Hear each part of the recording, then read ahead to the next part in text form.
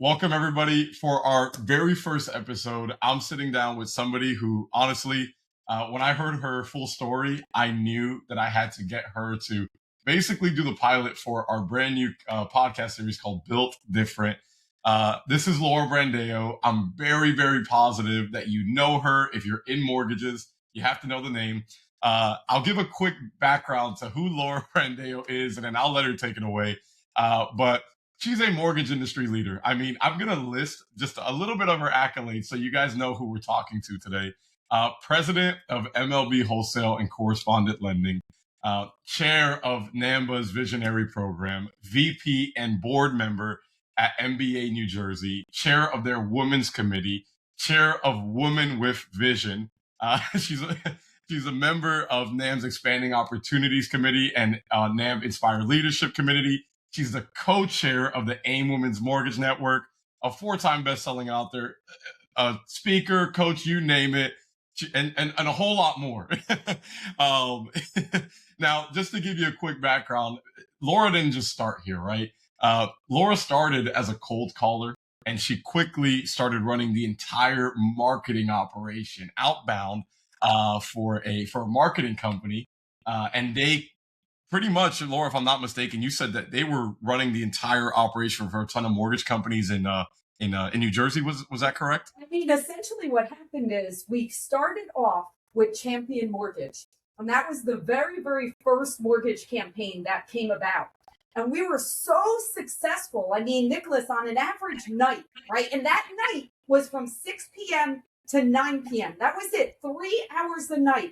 We were generating hundreds of refinance leads for Champion Mortgage. Now, back in those days, and this is like mind-blowing to even hear this, we were capturing people's social security numbers over the phone. Like we were taking, because this was before MLS and licensing rules and that kind of stuff. We literally were gathering short applications with full information from people over the phone and submitting hundreds of leads to Champion Mortgage's loan officers. Well, that was so successful that all the other mortgage companies in the area were like, how do I get in on that? So as the years went on, we pretty much had every tri-state area mortgage company using this marketing company to generate their leads. Oh my goodness. And guys, Laura did not start off in mortgages, but she's going to talk about her story really soon. Quickly after that, she ended up getting into mortgages. She started building sales team, scaled whole companies, and eventually became one of the founders of the AFR, who at the time was a top 4 FHA lender in the nation. I mean, that is insane.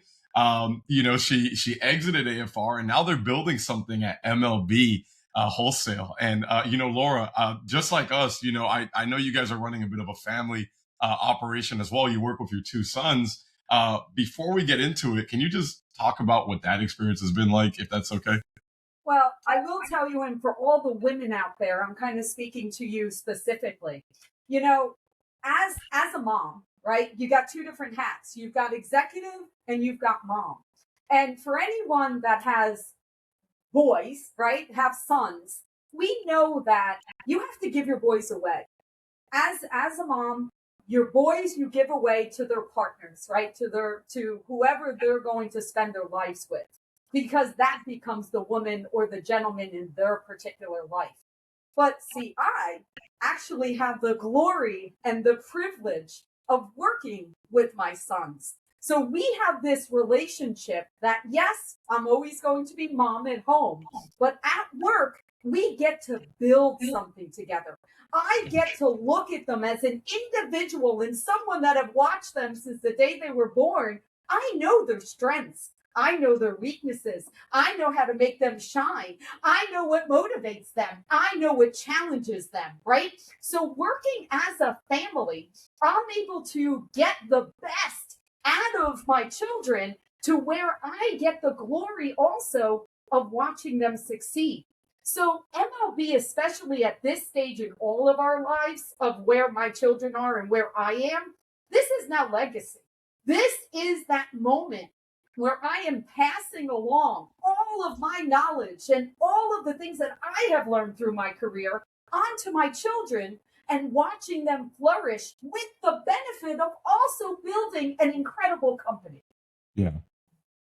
Guys, Laura is building something. They're building something huge at MLB, and we're not. We didn't. I didn't want Laura to just get on here because it's such a successful company. Laura and MLB, they're doing a whole lot more for the industry because Laura's going to talk about it, how much the industry has done for her, and really at MLB, they're building a community. They're providing so much back to other companies and the communities around them, and I just think it's something that's truly special. I think it's something that a lot of mortgage professionals or real estate professionals or really whoever's watching this, that you guys could take inspiration to this as maybe if you're looking to build something different yourself, kind of like Laura did. And Laura talks about these defining moments that are pivotal for our careers. So Laura, welcome to Built Different. If you can, just like at that dinner that we had the other day, if you could take me back to the very beginning where it all started. I think everybody wants to hear that. Okay. Well, Nicholas, thank you so much. Of course, first off, thank you for having me and happy to be here. Thank you. So those defining moments. So my story begins with marrying my high school sweetheart.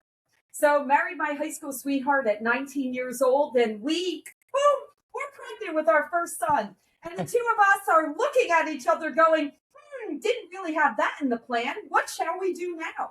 So I said, honey, you go to work. I'll stay home because we can't afford daycare. And so I'm at home. And listen, Nicholas, my energy and my mind is exactly the way it is now back then. Okay. So as much as it was wonderful work, being at home, I needed to be around people. I needed to be challenged. So I said to myself, what can I do in the evening that'll allow me to be home during the day and then get some part-time work? So I answered an advertisement at a marketing company. And when I went for the interview, the person across the desk said to me, Laura, we would love to have you. And we have 2 positions open. And we would like you to make a decision as to what position you want. So I said, okay, absolutely. What do we have? Well, we have one where you wait for the phone to ring and you take inbound customer service calls. And the second one, you dial the phone and you actually call people on different campaigns. And I thought in my head, and I said, sounds kind of boring to sit there waiting for the phone to ring. I want to be active and I want to make things happen. Decision number 1, I decided to become an outbound telemarketer. The first campaign they put me on was not mortgage. Mortgage came later. And when I went on the mortgage campaign, I quickly thought to myself, well, here I am, a young family. My parents never owned a home. No one in my family ever owned a home. We were renters. I didn't even know what a mortgage was. I didn't understand it. Okay. But I turned to my husband and I said, you know what, Tony? One day we're going to own a home. So what I'm going to do is I'm going to figure out how to save some money. Okay. So the next day I went into work and I knocked on the office door of the highest level person at this mortgage company. Well, I'll describe the picture. This gentleman is probably in his mid-50s in a big, humongous office in the corner with a big, huge desk. And here I am, this little 20-year-old young lady that works part-time making outbound calls. And I walked into his office and I said, sir, I'm Laura Brandao. I work in the evening for you. And I have a question. And the man looked up very puzzled and he said, okay. And I said, sir, I have a young child at home and me and my husband would love to own a home one day. Is there a way I can get some extra hours? And he turned to me and he said, would you like to stay late and run reports for us? Absolutely. He said, stay after work at 9 o'clock and I'll have our IT team teach you how to run reports. Fabulous. So at 9 o'clock that night, the gentleman showed me what to run. I looked at the reports and it was our numbers. How many calls were made? How many sales were made? What were the conversion rates? All that kind of stuff. Well, here's decision number 2. In that moment, I didn't just do what he asked me to do. I sat down with those reports and I analyzed them. And I said, you know what? Nicholas is really good at tech. So you need to put Nicholas on a tech campaign. Don't put him on a campaign about selling music. Yeah. Music isn't his passion. It's technology. And I wrote this up. And in that time, I printed copies of everything I did, and I slipped it under the office doors of every executive of that marketing company. Wow. Now, Nicholas, thinking back on this, I can't even tell you what I was thinking in that moment. I don't even know why I decided to do that, but I did it. And the next day I came in, and that gentleman, the VP, was waiting for me at the door at 5:00 when my shift was starting. And he turned to me and he said, "Why did you do that?" I said, "Well, I thought you might want the information." And in that moment, he put me in charge of the entire outbound telemarketing campaign. And for 5 years, I taught people LTVs, DTIs, what is equity, what is a HELOC, what is a second lien. What I didn't know this. I studied it. I just learned it, and I trained people how to be successful in generating mortgage leads. After I had my second son, I was like, okay, now I have 2 kids. 1 kid's going off to school. I don't want to work in the evening anymore. I want to go work during the day so I can see my husband, so we're not always passing in the night. Yeah. And at that time, I got a job at a mortgage company. That mortgage company hired me to build a sales department for them. Well, I built my sales department, and in the first week, guess what? They had more business than they know what to do with. And now, what's the problem here? We don't know how to process this amount of volume. We don't know how to keep up with underwriting. We have no idea how to get additional warehouse lines. Operations. Operation. So I went to the CEO. Now I'm 27 years old. I went to the CEO and I said, "Hey, do I have permission to teach myself how to process, underwrite, set up warehouse lines, and sell loans?" He's like, "Laura, you want to figure out how to do that? Go for it." Within 2 months, I was the COO. And we built that company up because I said, I'm not going to let these sales go to waste. I need to figure it out. As we fast forward along, it's now the financial crisis. Now we're sitting at 2007, and I'm concerned that the company I'm at, we did a lot of subprime loans. I have no idea if that company's going to make it or not. So, decision number 3, monumental in my life. I reached out to one of my account executives at one of the companies that I sold loans to. And I called her and I said, "Hey, Stacy, it's Laura. Man, scary stuff going on. Lots of companies going out of business." And she's like, "Yeah, I don't know what's going to happen." Just so you know, her company did go out of business. So I said, "So, you know any place that might be, quote, safe?" After she laughed at me, because nowhere was safe in 2007, she said, "Laura, I have a client. This is the CEO of a company called AFR in Denville, New Jersey. Why don't I give you his cell phone number? You can have a conversation." So one June of 2007, I drive up to Denville. I sit down with the CEO, and he says, "Laura, here's the picture. Wholesale, only FHA, down to a 500 FICO. We do one product. That's it. You, 100% commission. No salary, just commission only. You get to run it. You get to hire who you want. You get to run the operation whatever way you feel. You bring in whoever you want to do this, and you go to town."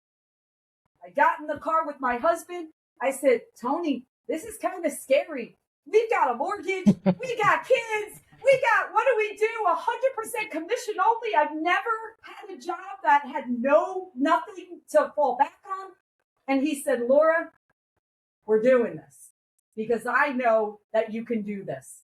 And that, of course, we know where the end of that story is. We had a wonderful, wonderful, fabulous, amazing team that joined me, because that third moment in time, Nicholas, you have to understand that lots of amazing people were losing their jobs. People that were top salespeople, top ops people, they lost their jobs, and I was able to hire them. See, if that moment in time, if I was scared, if I said no to that opportunity, that moment would never come back. Never in all the history of the time. It was only because I leaned into that and I said yes to that opportunity. And because it was at that moment, all those great people came to work on my team and we were able to build something amazing. Um, I feel like I just went through your whole life story in a matter of minutes. Um, you know, this is not my first time hearing this, guys, but I have a vein popping out. Like, I'm excited to hear it, and I just think back, especially you say 2007. I was 7 years old at the time, right? It's so insane how I think back to those times, and obviously having gotten into the mortgage industry myself, in 2019, I didn't realize how tough it was back Oh, then, especially during the financial crisis. And I always hear these stories about these little moments that either make or break companies, right? And unfortunately, it's almost always horror stories. It's never really I was able to succeed. So to see how you kind of came out on top of that is truly a testament to the grit that you have, the belief that you have in yourself and those around you. And Laura, just kind of going back to the telemarketing days, I mean, it sounds like a lot of what you carry on today is still that same 20-year-old girl that got into cold calling. And if I could ask you, for anybody out there that's new to the industry, or maybe that's doing telemarketing or doing cold calling, or maybe they're just trying to build something, what's one thing that you learned in that experience that you still use today for your success with the mortgage company, AFR, MLB? What's one thing that you might want to share? Even a few things, really. number one, and most important, it's never about you, Mm, I love ever. that. Yeah. If you go in thinking of what you're going to get, what outcome you're looking to achieve, you will not be successful. You will be disappointed. The reason why people hesitate in making cold calls or prospecting or going for those opportunities or asking someone for something that they need is because they're putting themselves into the position of trying to get something. Wow. The reason why MLB lines up perfectly to me and who I am, that mantra of making lives better, that is who I am down to my core and my soul. It is never about me. When I was making cold calls, whether it was back at my 20-year-old self or if I have a conversation right now and I reach out to someone, it is always what I can give to them. How can I make them feel better? How can I fulfill a need for them? How can I put them first? If you always put the other person first, you will always receive in the end. It may not be receiving in that moment. That Yeah. particular moment, you may not get a yes. But Yeah. remember, it's not a no, it's a not right now. Wow. I love that. Not yet, right? Not Not yet. yet. I love that. I love that. Thank you. And this is something I personally struggled with. So I started off my career as a loan officer, right? And I was very successful. By my definition, I thought I was very successful. And I'm not saying this to brag, but I was not always happy, right? And I think a lot of us in sales, we can kind of go through this where you might be closing 10, 20, 30, 40, 50 loans a month. You're making money, and things are going great, but you also kind of feel empty, right? Where you feel like, okay, what am I really doing this for? Like, where's the legacy that I'm building? And from even though I had a short career for about 4 years as a loan officer, I kept saying, what's after this? There has to be more. And I would get a lot of satisfaction about hearing a client tell me, hey, I'm so grateful, thank you. And that did it for me. But there was a lot of experiences as well where I just thought, man, like, I just don't know if this is for me. Um, at what point did you realize that you were where you needed to be, that this was for you? And did you ever have those moments where you wanted to walk away from everything? Did that ever come up as well? So I have a saying that we don't find the mortgage industry, the mortgage industry finds us. Yeah, amen to that.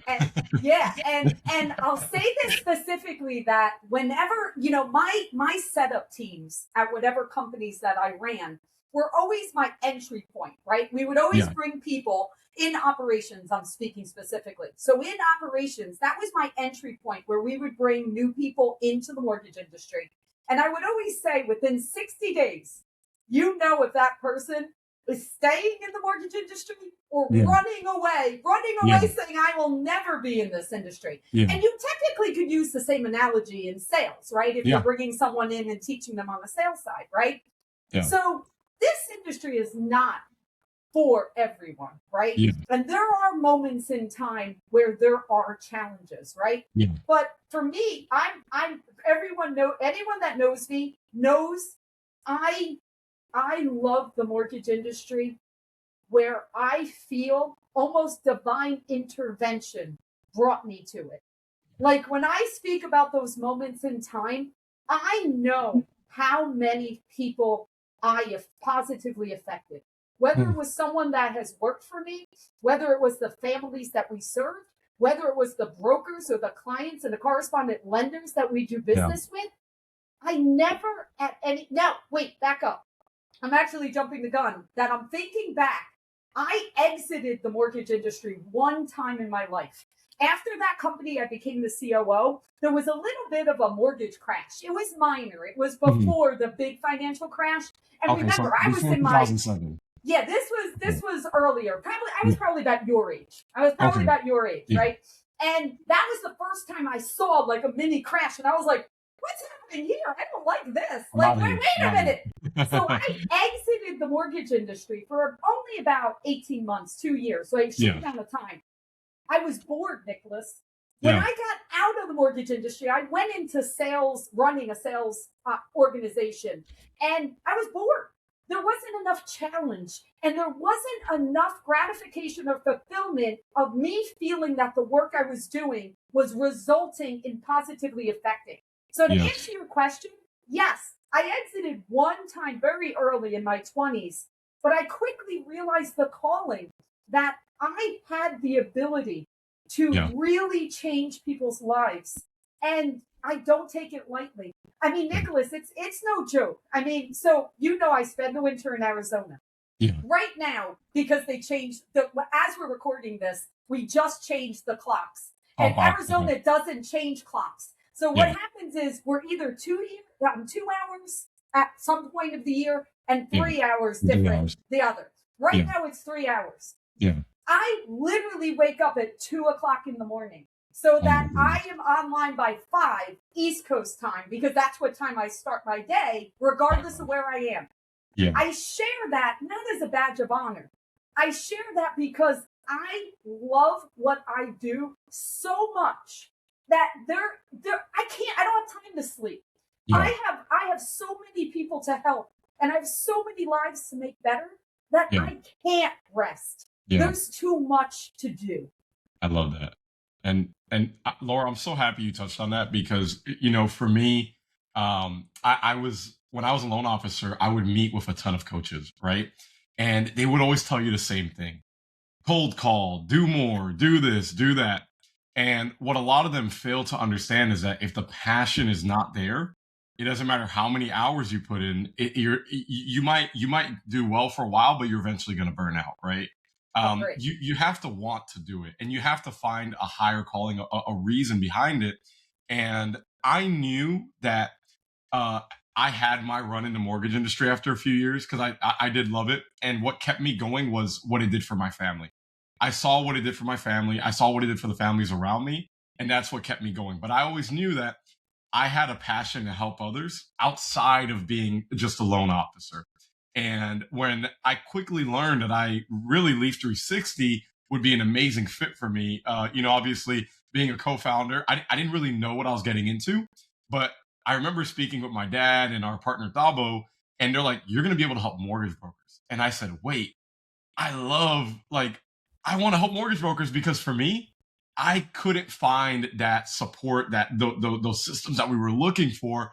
And I kept thinking to myself, man, like, if I could be that solution to somebody that's my age, that's, maybe they've been in the industry for 25 years, maybe they're new to the industry, and they're lost. They're like, Nick, like, because for a lot of people, this is a make it or break it. This is what they're doing to feed their families. They have no choice. So I said, if I can make somebody's life easier, I want to do that. And that's where I found my passion. So I could say this with a lot of confidence that, building Leaf360, I've taken a significant step back in income, right? Running a startup, anybody that's running a business knows what that looks like. But I'm so much happier, more than I've ever been, even at the peak of my success as a loan officer. And I genuinely, Nicholas, remember, yeah, that step backwards is in order to take 10 steps forward in the future. Yes. Yeah. We can't so many times, and that's the difficulty, especially in today's society. Mm-hmm. In today's society, sometimes you don't have a choice. To your point, you have no choice, right? You have these obligations. You have a family to feed. You have responsibilities that you can't make. My example. Oh, just do 100% commission on a brand new company that you literally are the employee number one. Good luck. Let's see if people, how many people can do that. Most people cannot do that. Mm-hmm. And that's okay, right? No one here is saying, hey, feel bad about yourself if you don't have that opportunity. We are blessed that we had the opportunity. You with Leaf360 and me in my career. Absolutely. But for everyone out there, remember, no matter where you are, whether you're whatever role you're playing at this moment, lean into how many positively affected families and communities that you are serving, whatever that role is, right? Because there's always someone that you're serving and helping. Lean into that, right? Yes. Because we all know this is not easy, right? Life isn't easy. Nope. So we have to focus in on that. And I'm so happy for you, Nicholas, that you have found your passion and you have found your mission, because when you find that, that's the other side will come. The money will come when you lean into understanding that. Exactly. And what you talked about, it's something my father, Christian, he always says this. And he always reminds me, you didn't enjoy your experience as a loan officer towards the end of your career, but it was necessary for you to be where you're at today with Leaf360. And it's so crazy because I talk to loan officers all day, and, they tell me, Nicholas, you get it. Like, you understand my pain points, like, it. And I'm like, yeah, I do. And I'm like, I tell myself, if I hadn't been a loan officer, I wouldn't even be doing this, right? I wouldn't have the opportunity to even be helping these people. So, I truly do believe that, God puts us in places for a reason, right? You're going to be put in places for a reason. And it's like you said, giving 100%, leaning into it, especially for a lot of us, we don't have a choice. You'd be surprised on what that's going to build in you. I mean, I always like to tell people, look for the purpose behind the pain. Laura, I've been through a lot of injuries. I've had multiple surgery. I've cracked my head open. I've had 2 eye surgeries, hip issues, ankle, broken my leg. I've been through a lot.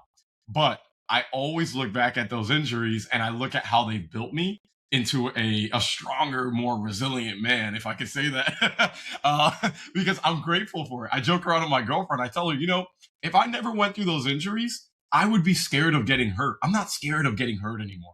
It's so weird to say it, but I put myself in these situations where I'm just like throwing myself into the fire because I've already been through the fire. I'm like, man, this is nothing. Like, if I could break my leg, I could make this cold call. That's kind of like how I like to think about it. If I could break my leg, I could go reach out to Laura Brandao to do a podcast, right?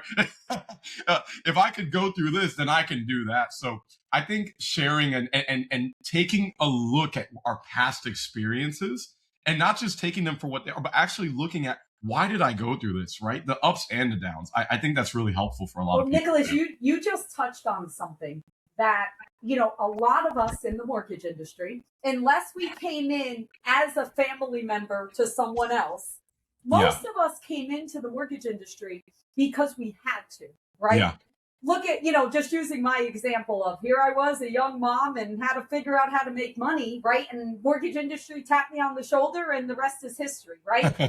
I will tell you, there is something absolutely incredible about us having our back up against the wall and no choice. We didn't have a parachute. We had no other way way to feed our families. We Yeah. had no silver spoon. Nobody was coming with a trust fund. We had to figure out, how Yeah. do I feed my kid? How do I figure out how to make a car payment? Right? Yeah. And so many times, like using me as the example, now you look at me. I spend half the year in Scottsdale and I get to travel around wherever. Oh, yeah, it looks easy. That's not how it started, right? No. And there is something to be said for remembering what it was like when you were in pain, when your backup was up against the wall and you weren't sure how you were going to make the car payment. Don't ever forget that. Yes. Never. Remember that pain. Remember that difficulty. And don't ever think that just because, okay, I'm on a roll and I'm closing all these loans and I've got these great commission checks. Number one, save it. Do not spend all of it. Make sure that you're putting it aside. Make sure you're planning for the rainy day. Make sure you're planning for, the market just did this. The market just did that. Make sure you're planning ahead, because we all have the ability to forget that, times are great. Let's go out and let's go enjoy that. Markets change. We all know that, right? So don't ever forget the pain, because the pain is what's going to fuel you and keep you reaching and stretching. And don't let comfort settle in. Continue to push yourself. Continue to stretch. Continue to do things that make you scared every single day, because that is where you truly make progress, not the comfort zone of doing the same thing over and over again. Stretch out of it. I'm speechless. Honestly, I needed to hear that. I needed to hear that. I hope whoever's watching out there that I think if you just listen to this short excerpt, it's truly a testament to why Laura is where she's at today. I got comfortable as a loan officer because you start closing deals and you think you're good. And I had a big awakening. I mean, I remember the market took a little bit of a dip in 2021, I think, or 2022. No, 2022. 2022. Yeah, 2021 was a great year, if I'm not mistaken. That was a good year. It was my best year. I was like top 1%. It was amazing. I remember I had so many awards. I was like, oh my God. 2022, it took a dip. I got comfortable. And like you said, the comfort settled in.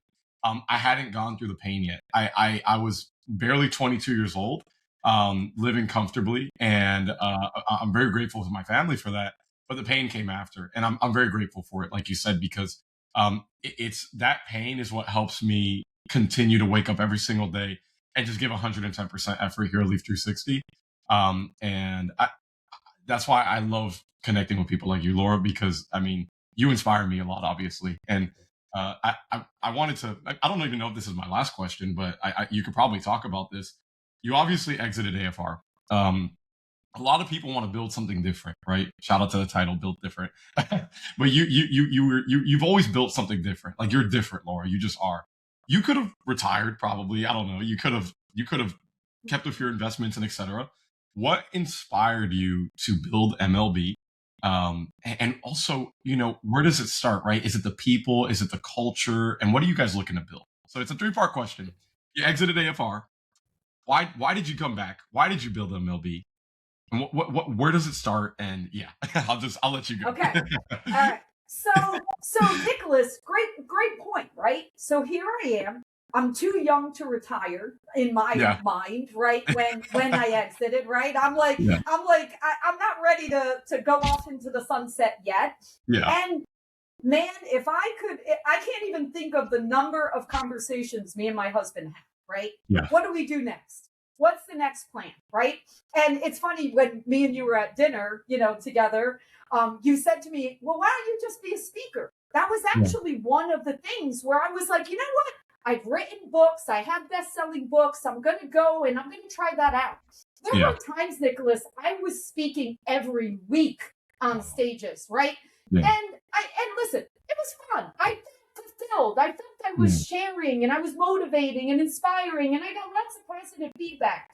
But I also got to tell you, there's not as much glory in hopping on airplanes and living in hotels and being away from your family. And it's kind of a lonely setting. It really, really is, right? And after trying that, and it was a wonderful experience, and I'm grateful for having it, I really said, where do I feel I have the greatest impact? And impact is building teams.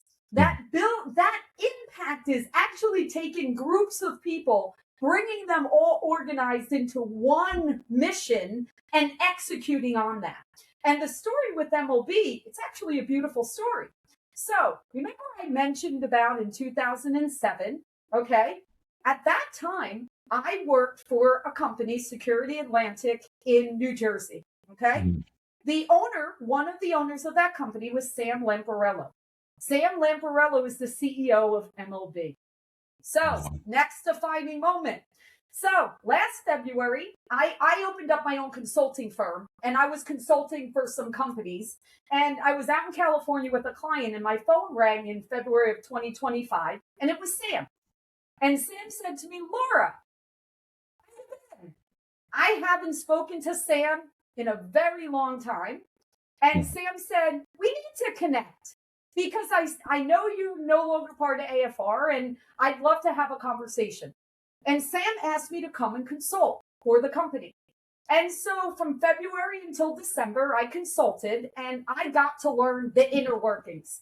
And Sam said to me, Laura, I need you to help me make lives better.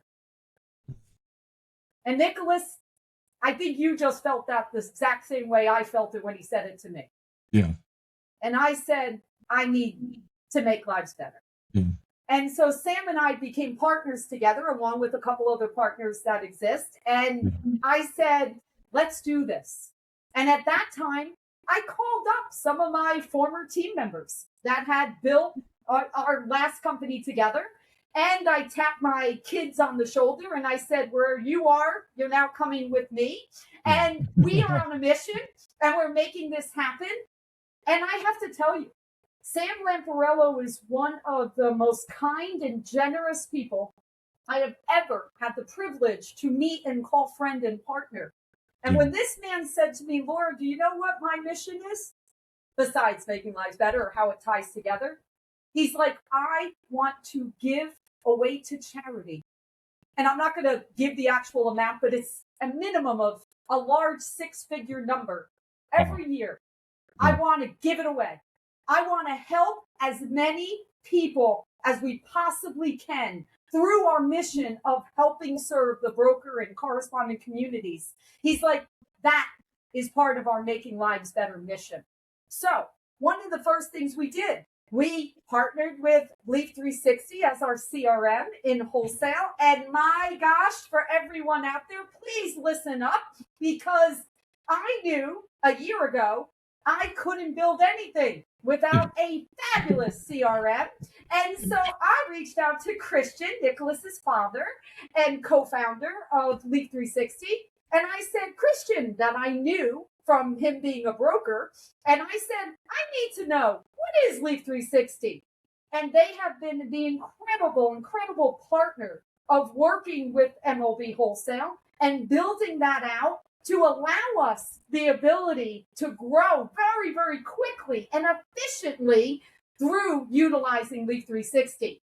So first thing, we needed to get a CRM in place. Then we had to pull apart our processes, right? We had to organize everything.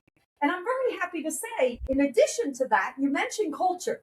Yeah. So with the glorious tools of AI, I went on a mission of typing in something called the Remarkable Way. And I have put together a document, a very large document, that literally tells my current team and every team member that's going to join me in the future how to do everything at MLB Wholesale.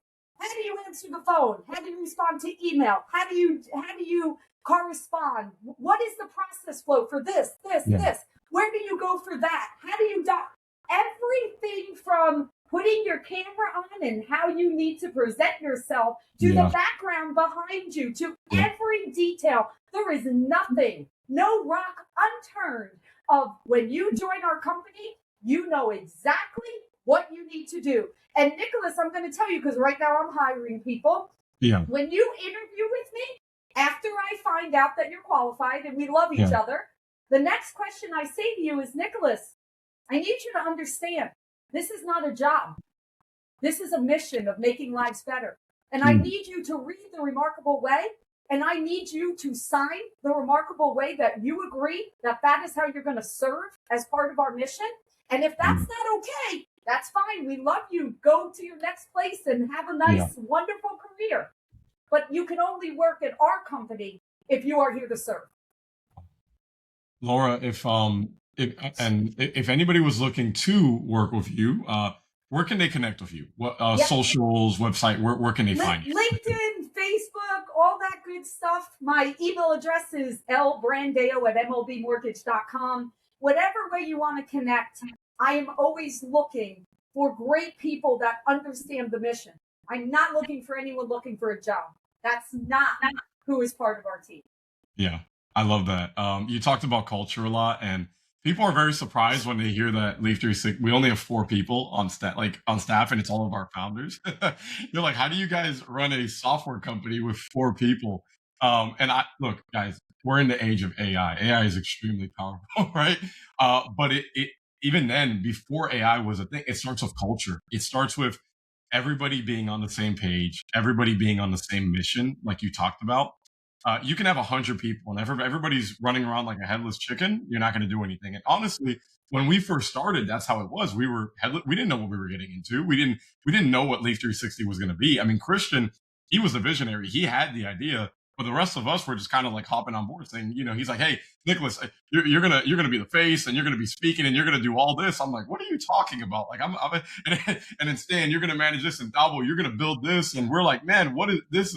There's no way." But one thing that Christian always does is, and we often do like weekly Friday meetings because we're remote at this point, but we always make sure to meet up on Fridays in person. And he always talks about the mission and the vision.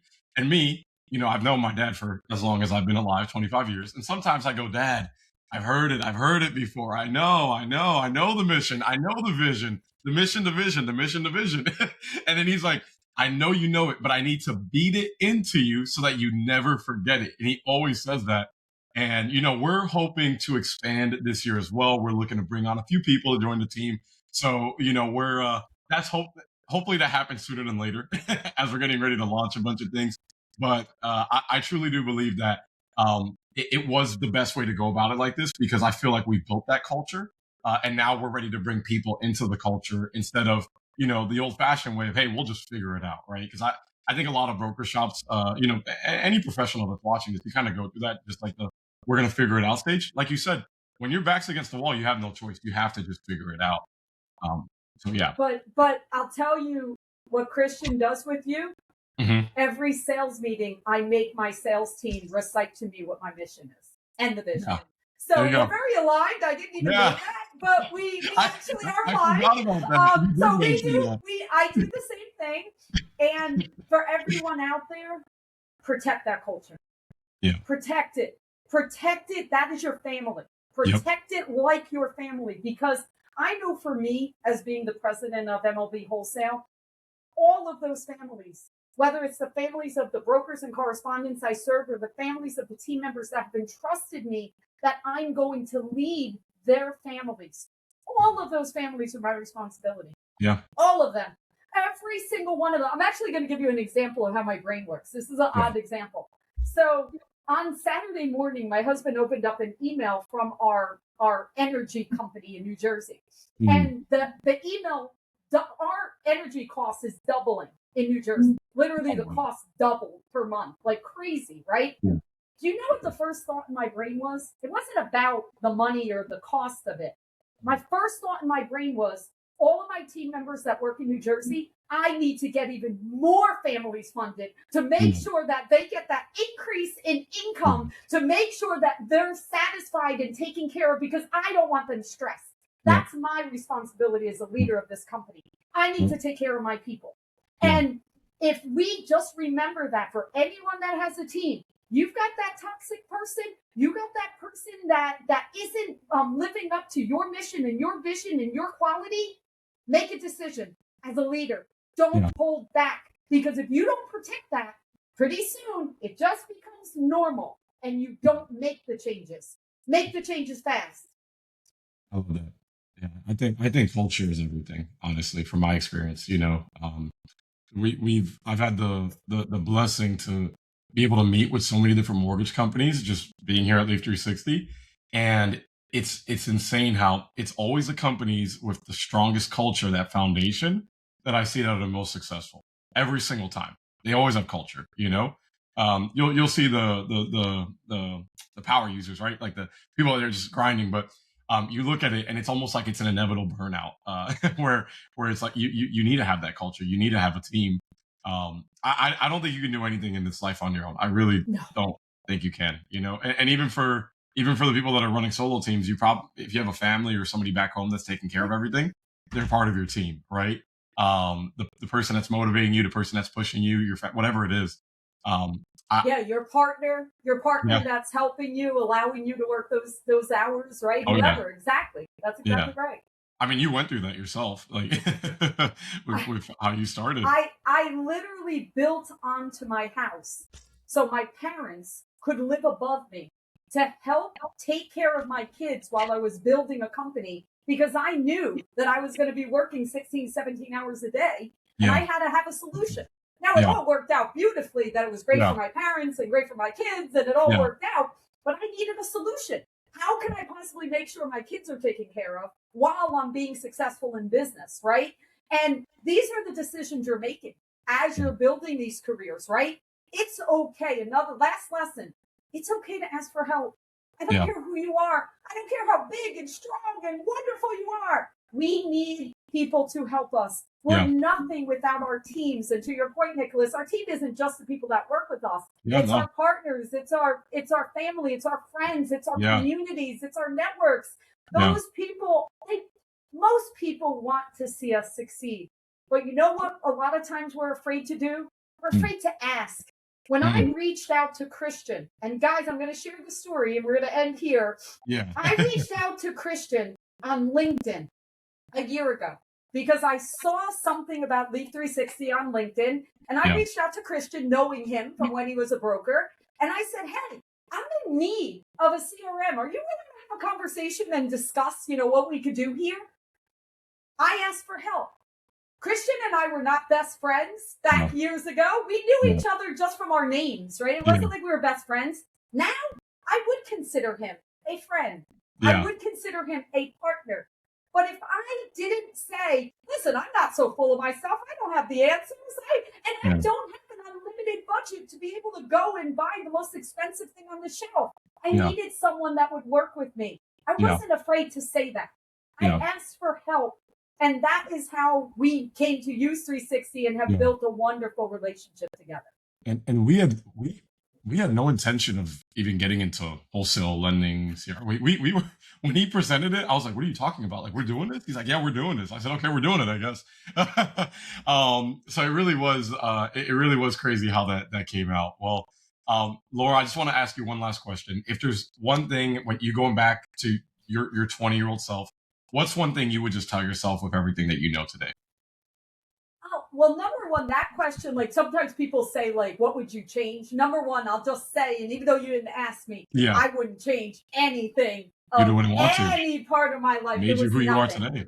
Yeah. No, and I guess really it would just be my mother. There are 3 girls and a boy in my family. There's 4 siblings. I'm the baby. And my mother, grew up in the 1960s. You could imagine being a woman in 1960s. You were a stay-at-home mom. You were nothing more than that. That was your plan, right? And my mother told all 3 of us that we were limitless, that there was nothing we couldn't do, and there was no one that could hold us back unless we, in our brains, put limitation on ourselves. So really, it's following that, and I've lived my entire life like that. There was no one that can stop me from accomplishing anything I put my mind to. But I have learned very, very long and hard in my career that I am not here for me. I am not here for my accomplishments. I am put on this earth to lift others, to inspire others, to build great businesses and organizations so that everyone can multiply their positive impact on the world. So I would just say, continue to be unlimited and make it about, like I mentioned, make it about everyone else. and all of that good will come back to you. Amen to that. Guys, you know where to find Laura. We kind of talked about the socials. Look up her name, Laura Brandao. It's if they want, what was it? El Brandao at MLB Mortgage.com. MLBmortgage.com. Seriously, reach out to Laura. Laura, thank you. This was unreal. Just a quick recap, guys. I mean, Laura went from a cold caller to co-owning a top 4 FHA wholesale lender in the nation. And now she's building something beautiful with MLB Wholesale. If that doesn't show you what's possible in this industry, I don't think anything will. I don't think there's I don't believe that there's a better guest that we could have had to start this podcast, genuinely.